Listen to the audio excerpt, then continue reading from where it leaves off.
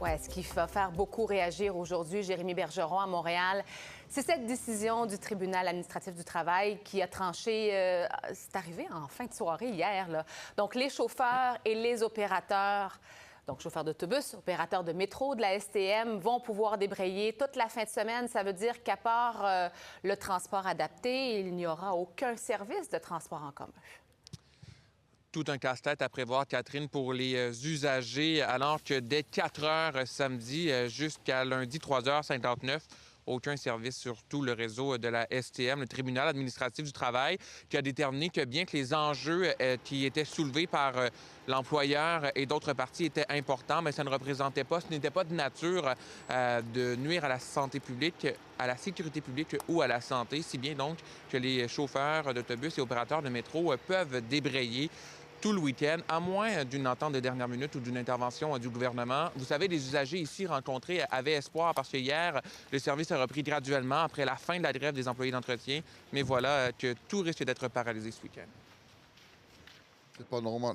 Déjà que nous, on travaille, on était très contents de voir aujourd'hui qu'ils reprennent. Alors samedi, dimanche, c'est très difficile pour nous. Il y a beaucoup de gens qui travaillent les week-ends.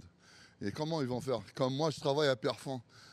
Je travaille le dimanche. Comment je vais faire? C'est pas très mal fun pour les gens qui prennent la STM comme moi. C'est sûr que ça cause des problèmes avec les employeurs et tout. C'est quelque chose d'essentiel pour nous, la population est un peu vulnérable. Alors, s'il n'y a pas de bis samedi, dimanche, comment on doit faire? Comment on doit travailler?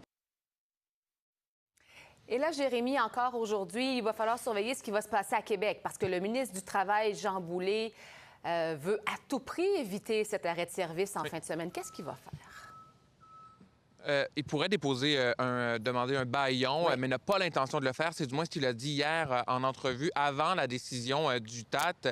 Je vous invite tout de suite à le regarder. Lui qui note du même coup que les négociations avancent rondement, selon lui, entre le syndicat et l'employeur.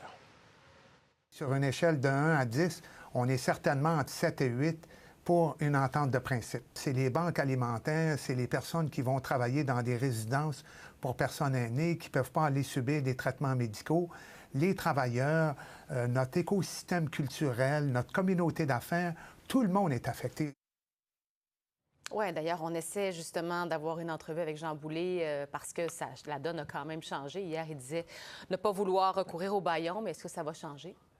À suivre. Merci, Jérémy. À tout à l'heure. À suivre.